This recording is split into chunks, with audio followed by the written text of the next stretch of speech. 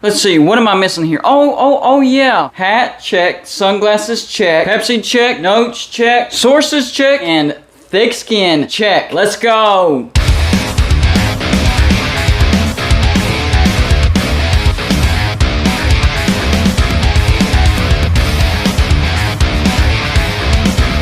Welcome back to Going to Blue Dude, everybody, and all we do here is college football. So if you're a college football fan, go ahead and hit the like and subscribe button. And as always, feel free to send gear to represent you and your team. Look around. That's what my background is made of. So if you want to be a permanent part of Going to Blue Dude and my background, send gear to represent yourself and your team to P.O. Box 360, Liberty, South Carolina 29657. First of all, the reason I'm in my car is because my daughters are staying with my parents. They wanted to have a sleepover at my parents, and they forgot a few things. So I had to deliver some things to my daughters, and I'm not fully complete with the trip. So that's why I'm in the car. But man, the third Saturday of October delivered.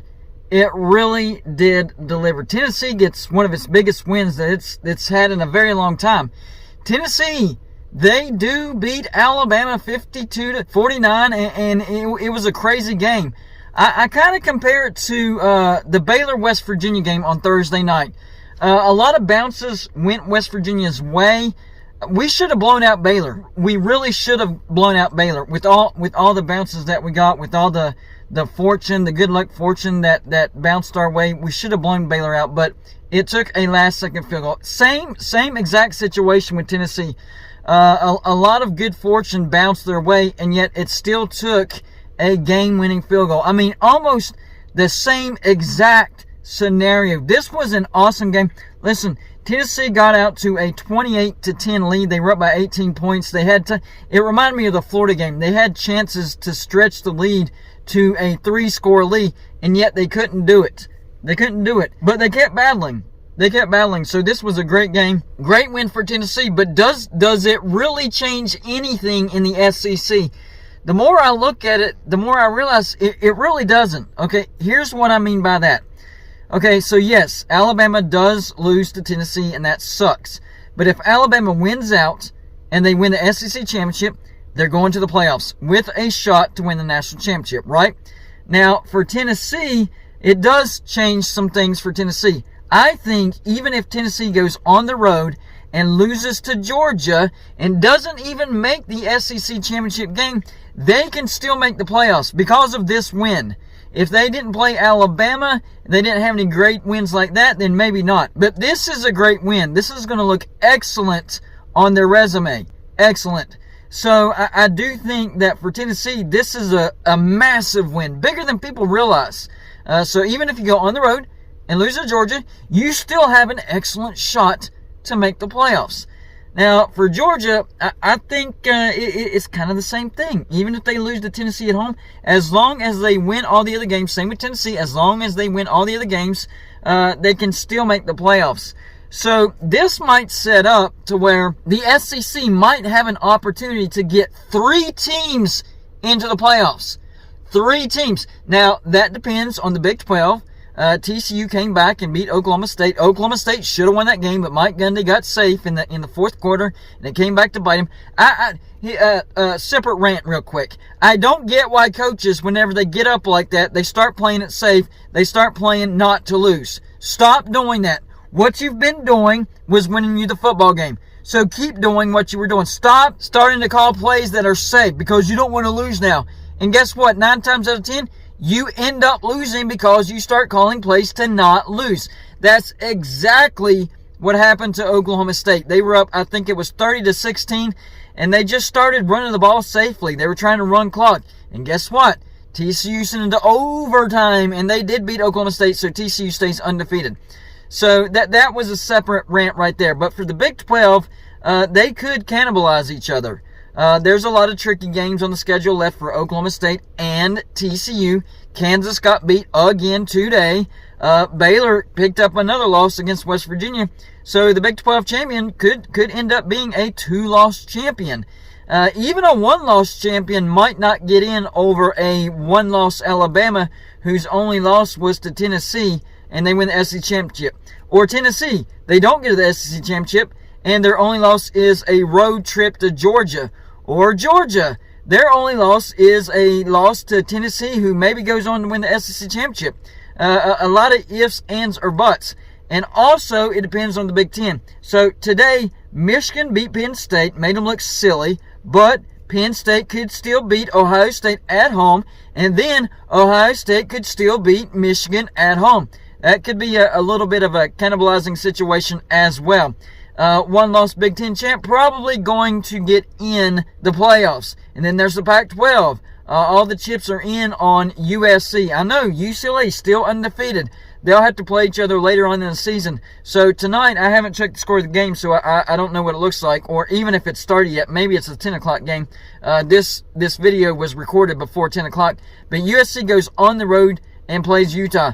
The Pac-12 needs USC to beat Utah.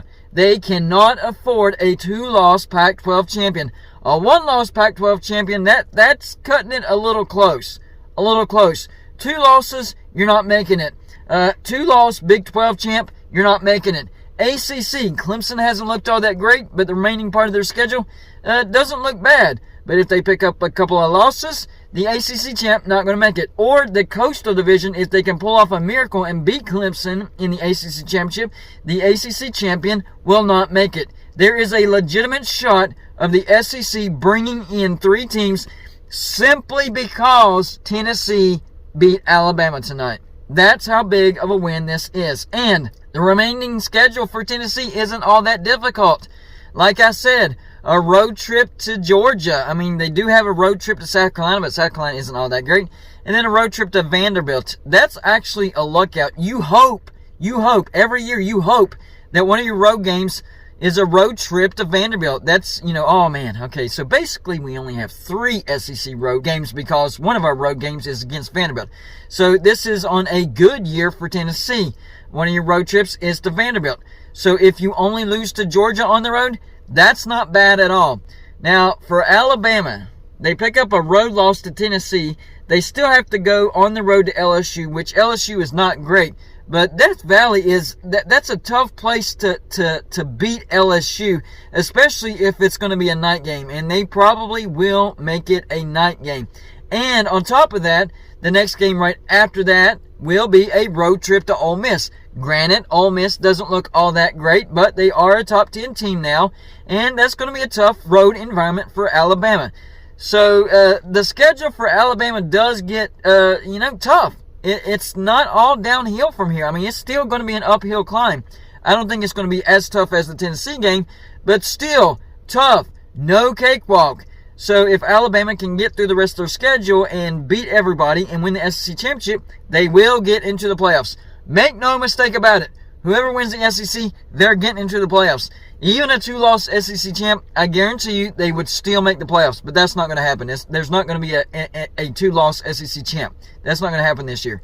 But this was a great game for the SEC. It was a win-win-win-win-win. Georgia could get in even if they lose to Tennessee.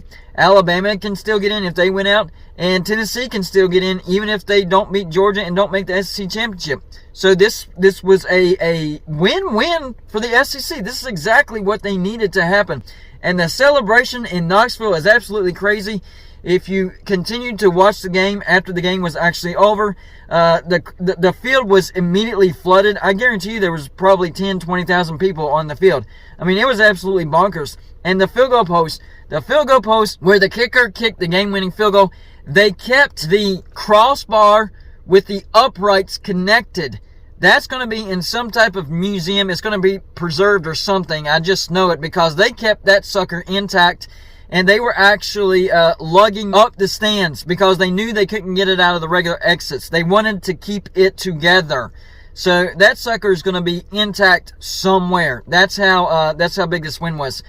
Tennessee has not beaten Alabama in over a decade. Massive, massive win. How high does Tennessee jump in the rankings? They're going to be a top 4 team. I'm telling you right now, at least a top 4 team. Maybe number 3, maybe even number 2. Number 1? Yeah, it's possible. Tennessee might be the number 1 team in the nation in the new AP Top 25. I mean, they were number 6 when they beat Alabama. Alabama was number 3. This is a big win. I'm telling you, it is very, very, very, very, very possible for Tennessee to jump everybody and get that number 1 spot. And how crazy would that be? Now, I know Michigan was ranked 1 spot above them, and they absolutely obliterated a top 10 Penn State, so maybe it's going to be Michigan that's number 1. I don't know. But man, massive win for Tennessee. Massive win for the SEC. This is exactly what they wanted. They are set up beautifully after this. Beautifully. So y'all let me know in the comments section, do you think that the SEC manages to get 3 teams in? And I know, it depends on what happens in the Big 12, the Pac-12, probably not the Big 10. Their champion will probably get in no matter what, and the ACC. It's possible. I don't think it's going to happen, but it's definitely possible. If there's a year for the SEC to get 3 teams in, it's this year. And do you think that Tennessee finishes undefeated, goes on the road and actually beats Georgia and wins the SEC championship? Is this the magical year for Tennessee?